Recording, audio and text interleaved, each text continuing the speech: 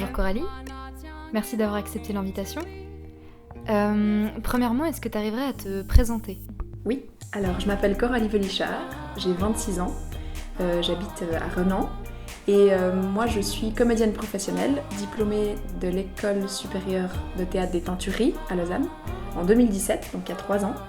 Et depuis, je donne des cours de théâtre, je suis professeure de théâtre, je joue dans certains projets en tant que comédienne. Et à côté de ça, je suis aussi musicienne dans le groupe vaudois d'Antkill Duncan, à la basse et au chant, et donc à la composition. Alors, quel rôle a la musique actuellement dans ta vie ? Est-ce qu'elle a un rôle plutôt professionnel ou un rôle plutôt récréatif ? Alors, je pense qu'il est...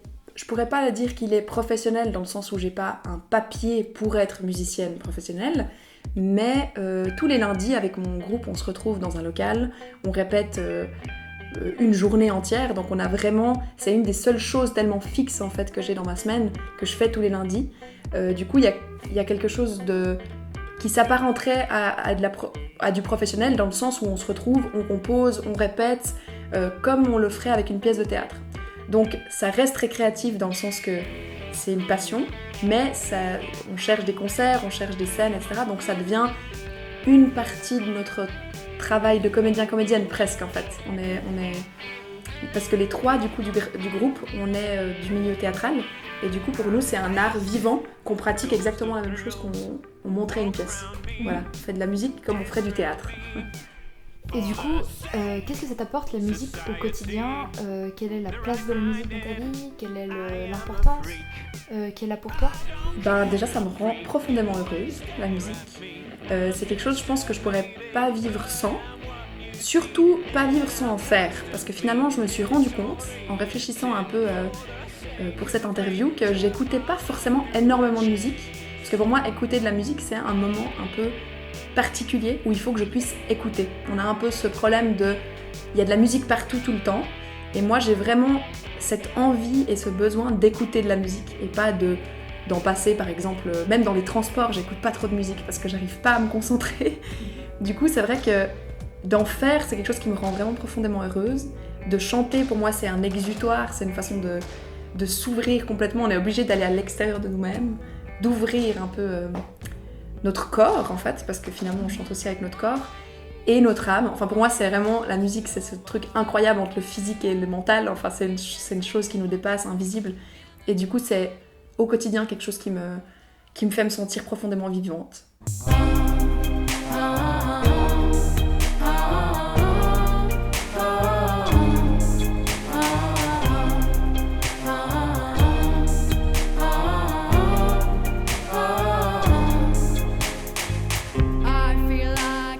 T'as dit avant que tu donnes des cours de théâtre. Est-ce qu'il y a un lien pour toi, à ton sens, entre le théâtre et la musique, un lien que tu peux faire entre les deux, des similarités, des choses qui se ressemblent ? Déjà, comme je disais, c'est un art vivant, donc c'est un art qui arrête pas qui en fait prend lieu sur le moment, donc c'est quelque chose d'instantané, donc ça c'est quelque chose qui me plaît et qui est quand même vachement lié l'un à l'autre. Et puis l'autre chose que je vois, c'est que pour moi, finalement, je fais du théâtre comme je fais de la musique, ou de la musique comme du théâtre, parce que c'est une partition. Voilà, tu joues du théâtre avec les rythmes, avec les silences, avec les staccatos, avec en fait exactement la même chose que la musique, et avec les émotions, et cette chose invisible qu'il y a dans le théâtre et dans la musique, qui fait que tout à coup, il peut y avoir des petits moments de grâce, des petits moments où tu as des frissons partout dans le corps, et pour moi, c'est vraiment quelque chose qui se complète en fait. Je t'ai demandé de choisir une citation qui avait de l'importance pour toi. Est-ce que tu arriverais à m'expliquer de qui elle est et pourquoi elle a autant d'importance pour toi ? Une citation de Paul Éluard qui dit « Ne compte pas sur moi pour que l'étreinte s'abrège ». Et pour moi déjà, alors, ce poète, il a beaucoup écrit sur la lumière, sur la vie qui continue malgré tout, sur le côté rayonnant de la vie, le côté rayonnant des histoires d'amour, etc. Et c'est du coup un poète qui m'a énormément transportée. Puis en fait, en grandissant, cette phrase, elle me donnait toujours la même émotion et puis elle avait tout le temps le même sens. Puis je me suis rendu compte que pour moi, ça allait peut-être au-delà de ça. Et que en fait, moi-même, je me considérais comme quelqu'un qui avait toujours envie de donner, transmettre, ouvrir en fait à l'extérieur sur les autres, et du coup pour moi ne compte pas sur moi pour que l'étreinte s'abrège. C'était vraiment une façon de dire c'est pas moi qui arrêterai, j'ai toujours envie d'aller plus loin, j'ai toujours envie de donner plus. Et même les gens que j'aime pas, je vais essayer de chercher qu'est-ce que je pourrais quand même aimer en eux. Et voilà, donc il y a quelque chose pour moi qui est de donner tout le temps. Finalement ça te fait recevoir, et donc il y a un équilibre tellement beau que si tu donnes la lumière, tu reçois de la lumière, et puis même s'il y a de l'ombre là au milieu, ben c'est quelque chose qui dit. Ouais, c'est vraiment l'idée. Ouais, très positif. Alors il y a cette citation qui te tient énormément à cœur. Est-ce que par conséquent, il y a un lieu qui a la même signification pour toi, qui a une résonance particulière dans ta vie ? Alors le lac, bien sûr, tout ce qui a de l'eau, qui a trait avec l'aquatique, pour moi c'est vraiment essentiel. Donc c'est pour ça que j'ai toujours vécu, même quand j'étais partie faire un échange au Canada à 16 ans, j'avais cherché vraiment la ville à côté du seul lac qu'il y avait. Non, il y en avait plusieurs, mais en Ontario, j'avais dit je veux être à côté du lac. Et puis du coup, c'est vrai que pour moi, l'océan, la mer, quand je le regarde, il y a une espèce de truc qui me dépasse tellement et qui me fait me sentir tellement proche. En fait, je me sens profondément proche de l'eau, d'une manière ou d'une autre. Et l'océan, pour moi, c'est un mouvement perpétuel, comme on est, nous aussi en tant que femmes, parce que je suis vraiment très, très aussi dans ces choses un peu féministes, et de dire, ben en fait, ça a trait à la lune, il y a les marées, il y a tout ça. Enfin, moi, je me reconnais, je sens que quand je suis près de l'océan, on est connectés, il y a quelque chose qui se passe.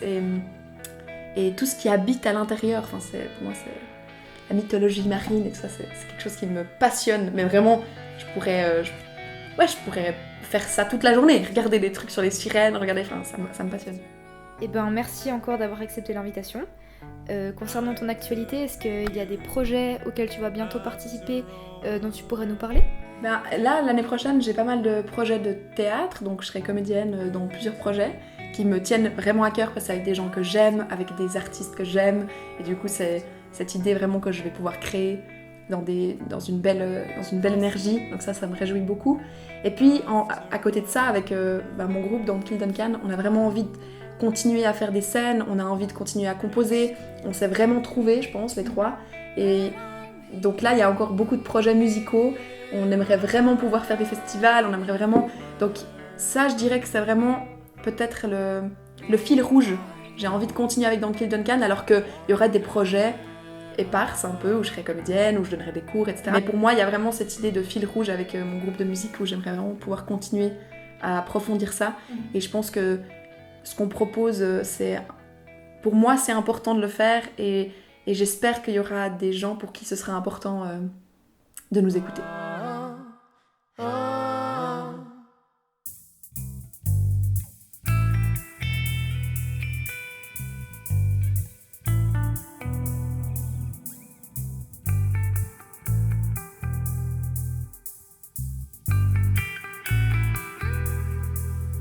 My body's a living temple, not just a bag of bones.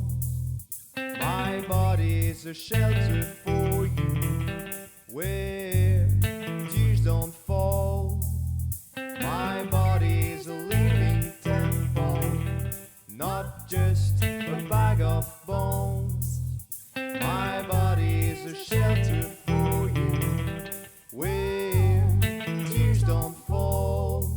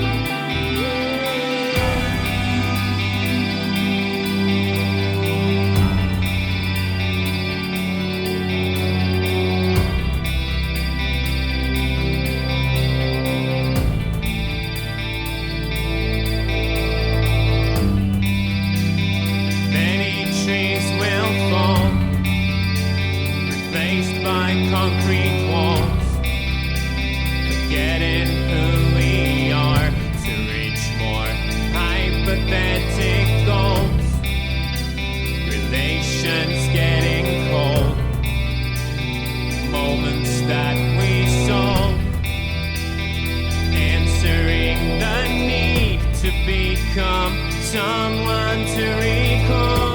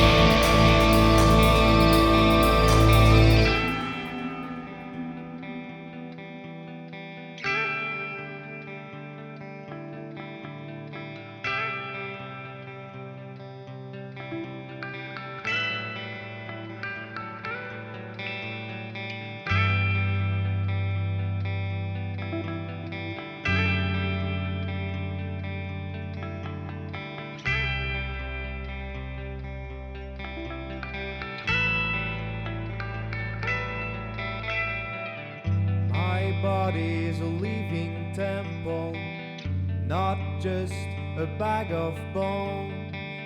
My body's a shelter for you, where tears don't fall. My body is a living temple, not just a bag of bones. My body is a shelter for you, where tears don't fall.